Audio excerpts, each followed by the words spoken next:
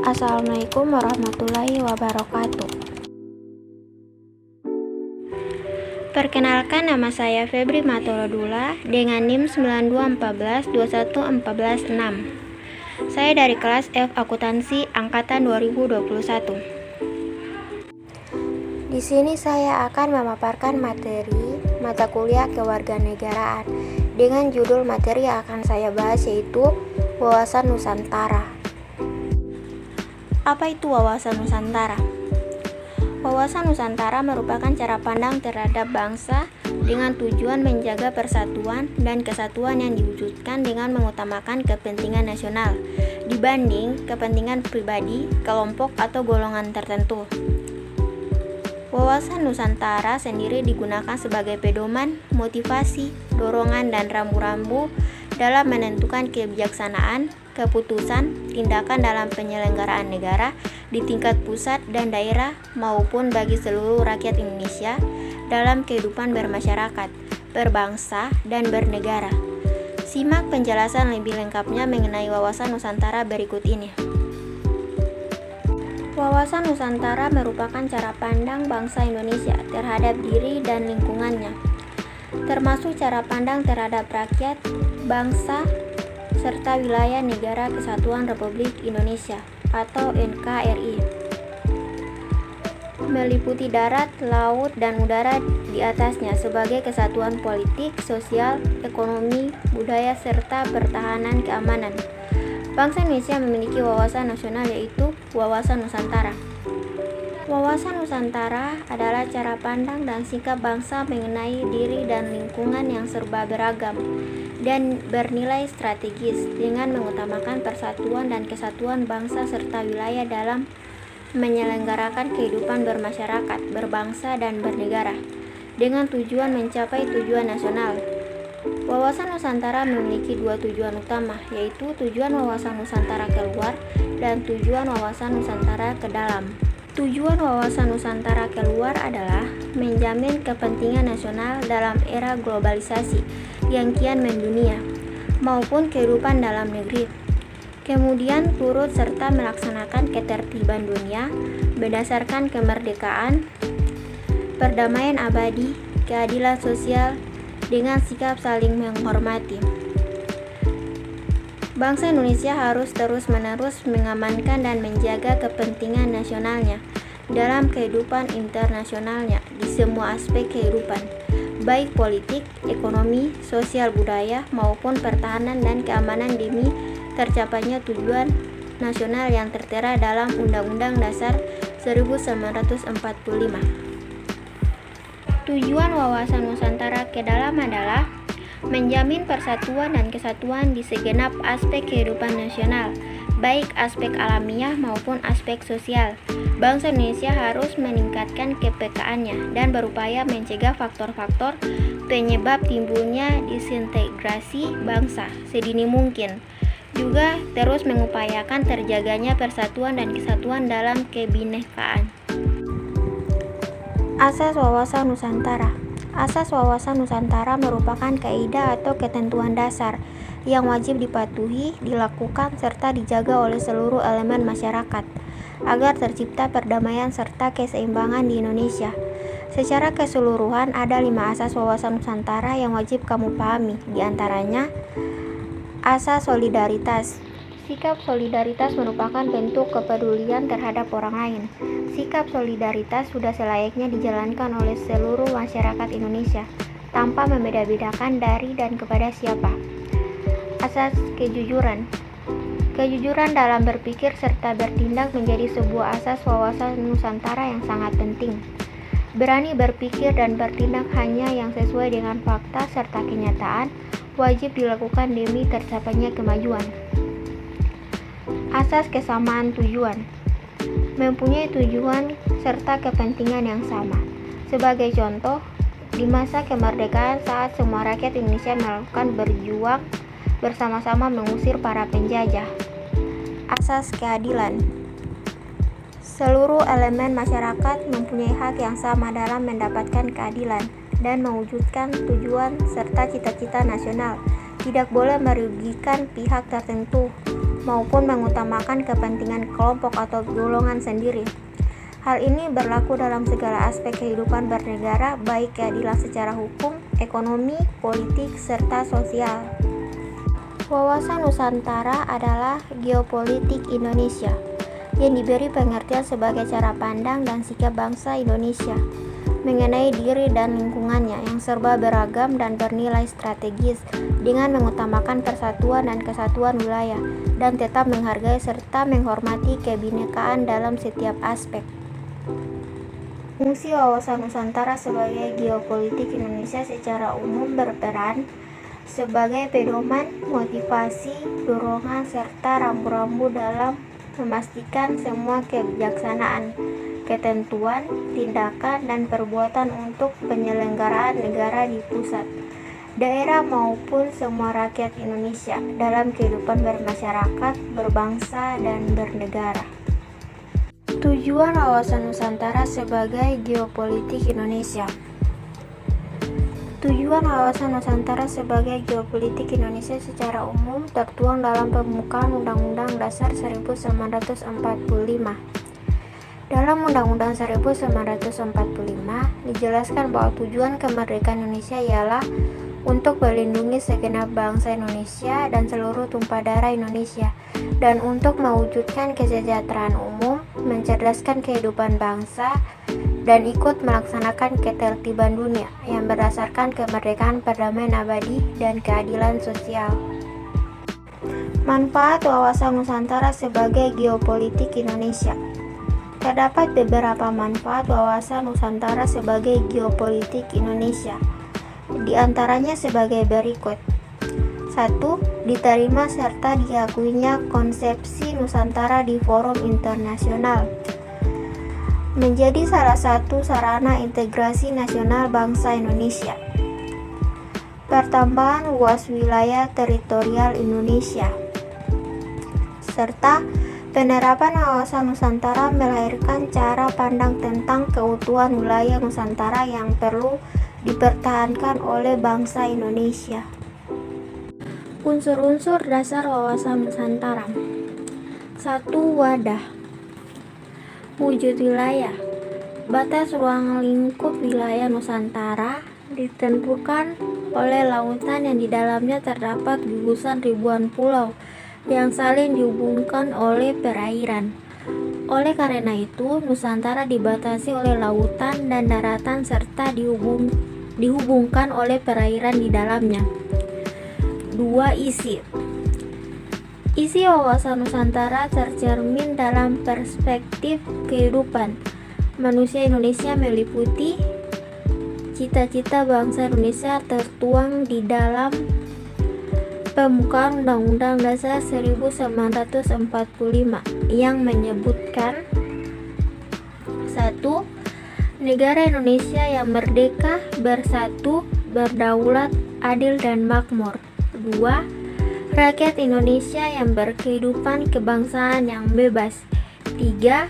Pemerintahan negara Indonesia melindungi segenap bangsa Indonesia dan seluruh tumpah darah Indonesia, dan untuk memajukan kesejahteraan umum, mencerdaskan kehidupan bangsa, dan ikut melaksanakan ketertiban dunia yang berdasarkan kemerdekaan, perdamaian abadi, dan keadilan sosial.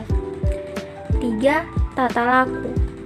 Tata laku wawasan Nusantara dapat dirinci dalam dua unsur. A. Tata laku batiniah yang tumbuh dan terbentuk karena kondisi dalam proses pertumbuhan hidupnya, pengaruh keyakinan pada suatu agama atau kepercayaan, termasuk tuntutan bagi budi pekerti, serta pengaruh kondisi kekuasaan yang memungkinkan berlangsungnya kebiasaan-kebiasaan hidupnya. B.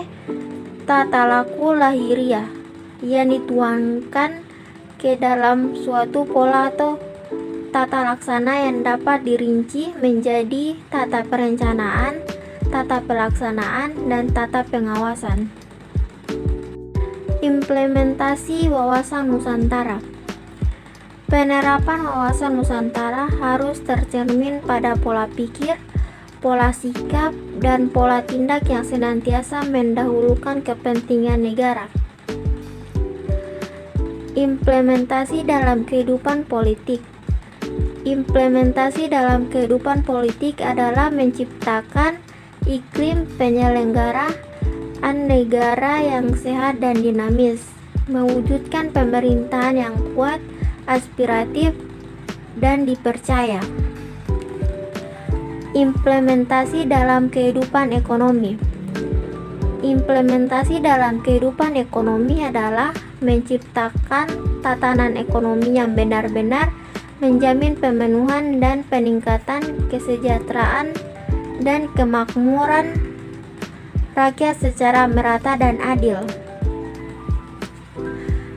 Implementasi dalam kehidupan sosial budaya.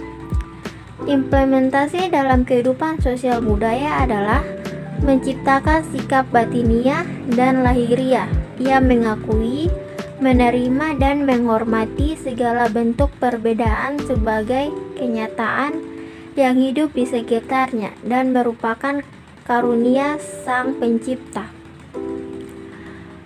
Implementasi dalam kehidupan pertahanan dan keamanan. Implementasi dalam kehidupan pertahanan dan keamanan adalah menumbuhkan kesadaran cinta tanah air dan membentuk sikap bela negara pada setiap warga negara Indonesia. Aspek-aspek Trigatra dan Pancagatra. Wawasan Nusantara merupakan landasan penting untuk ketahanan nasional.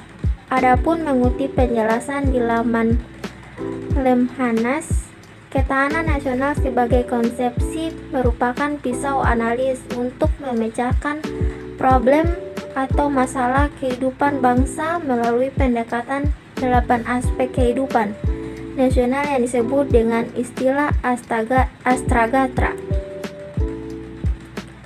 Singkatnya, Astragatra merupakan 8 aspek kehidupan nasional. Astragatra terdiri atas Trigatra yang mencakup 3 aspek alamiah bersifat statis, sedangkan Pancagatra mencakup 5 aspek sosial kemasyarakatan yang bersifat dinamis. 1. Aspek Trigatra. A. Gatra geografi negara. Lokasi dan posisi geografi Indonesia merupakan negara kepulauan yang terdiri atas perairan dan daratan. Kepulauan Indonesia dikelompokkan menjadi 4 gugusan, yaitu gugusan Papua, gugusan Kepulauan Maluku, gugusan Kepulauan Sunda Kecil, dan gugusan Kepulauan Sunda Besar. Berdasarkan bentang alam geografi Indonesia dibagi menjadi 3 daerah berikut. 1. Dangkalan Sahul, Dangkalan Sunda, dan daerah peralihan. Pembagian bentang alam di atas juga meliputi pembagian flora dan fauna. Alam flora di Indonesia dibagi menjadi 3 daerah lingkungan, yaitu 1. Alam flora bagian timur, alam flora bagian barat, dan alam flora bagian tengah. Alam fauna Indonesia juga dibedakan ke dalam 3 daerah lingkungan, yaitu fauna daerah Indonesia bagian timur, fauna daerah Indonesia bagian barat, dan fauna daerah Indonesia bagian tengah. Selain itu, secara geografis, wilayah Indonesia di utara berbatasan dengan Malaysia, Thailand, Vietnam, Laut Cina Selatan, Filipina, dan Lautan Pasifik. Di selatan, wilayah Indonesia berbatasan dengan Australia, Timor Leste, dan Lautan Hindia. Kemudian, di bagian barat, wilayah Indonesia berbatasan dengan India dan Lautan Hindia. Lalu, di sisi timur, wilayah Indonesia berbatasan dengan Papua New Guinea dan Lautan Pasifik. Gatra keadaan dan kekayaan alam. Keadaan dan kekayaan alam Indonesia terdiri dari sumber dan potensi alam yang terdapat di ruang angkasa atau di gantara, permukaan bumi, termasuk laut, dan di dalam bumi. Menurut jenisnya, kekayaan alam dibedakan ke dalam 8 golongan, yaitu flora, fauna, mineral, tanah, atmosfer, dirgantara, energi alam, air, dan laut. Sedangkan menurut sifatnya, kekayaan alam dibedakan ke dalam 3 golongan, yakni kekayaan alam yang dapat diperbaharui, kekayaan alam yang tidak dapat diperbaharui, dan kekayaan alam yang tetap. C. Gatra keadaan dan kemampuan penduduk atau demografi. Seperti telah diketahui, penduduk dipahami sebagai sekelompok manusia yang menetap di suatu wilayah negara. Peran sekelompok manusia itu penting dalam mengupayakan penyelenggaraan, ketertiban, dan keamanan, serta pembangunan. Maka itu, aspek demografi juga berpengaruh pada ketahanan nasional negara Indonesia. Beberapa faktor yang perlu diperhatikan terkait demografi ialah jumlah populasi, komposisi, persebaran, dan kualitas penduduk. 2. Aspek Pancagatra. Bagian A. Gatra ideologi. Secara teoritis, ideologi bersumber dari falsafah dan merupakan pelaksanaan dari sistem falsafah itu sendiri. Bagi bangsa Indonesia, Pancasila merupakan ideologi yang bersifat final dan tidak dapat diubah lagi posisinya sebagai konsep dasar tentang kehidupan yang dicita-citakan. Dalam hal ini, ideologi yang dimiliki oleh Indonesia adalah Pancasila. Nilai-nilai dasar Pancasila menjadi sumber aspirasi kehidupan politik, ekonomi, sosial budaya, dan pertahanan keamanan. B. Gatra politik. Sistem politik negara Indonesia dirumuskan berdasarkan nilai-nilai yang terkandung dalam sila-sila dari ideologi Pancasila dan Konstitusi Undang-Undang Dasar 1945. Politik bagi negara Indonesia adalah asas, haluan, usaha, serta kebijakan negara. Hal ini berkaitan dengan pembinaan serta penggunaan potensi nasional, baik yang potensial maupun yang efektif, secara total untuk mencapai tujuan nasional. Bagian C. Gatra ekonomi. Kegiatan ekonomi dipahami sebagai kegiatan yang berkaitan dengan pemenuhan kebutuhan masyarakat. Pemenuhan tersebut meliputi pengelolaan faktor produksi, distribusi, serta konsumsi barang dan jasa.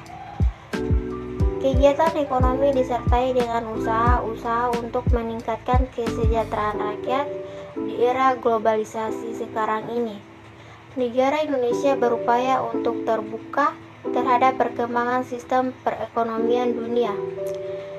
Keterbukaan negara Indonesia diartikan sebagai upaya integrasi ekonomi nasional dengan ekonomi global, khususnya untuk menjadi bagian integral dari sistem pasar internasional.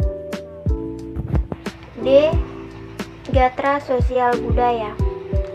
Tiap masyarakat memiliki 4 unsur penting bagi eksistensi dan kelangsungan hidupnya. 4 unsur tersebut yaitu struktur sosial, pengawasan sosial, relasi sosial, standar sosial. Istilah sosial dipahami sebagai pergaulan hidup manusia dalam bermasyarakat yang berisi nilai-nilai kebersamaan, senasib, sepenanggungan, dan solidaritas. Sementara istilah budaya dipahami sebagai sistem nilai dari hasil cipta rasa karsa manusia yang menumbuhkan gagasan-gagasan utama dan menjadikan kekuatan pendukung dalam menggerakkan kehidupan. Bagian E, Gatra Pertahanan Keamanan. Pertahanan keamanan merupakan bidang kehidupan nasional Indonesia yang diupayakan dapat melindungi kepentingan bangsa dan negara. Hal tersebut ditujukan untuk mewujudkan kondisi kelangsungan hidup, perkembangan kehidupan bangsa, serta terpenuhinya hak dan kewajiban warga negara dalam rangka pencapaian tujuan nasional.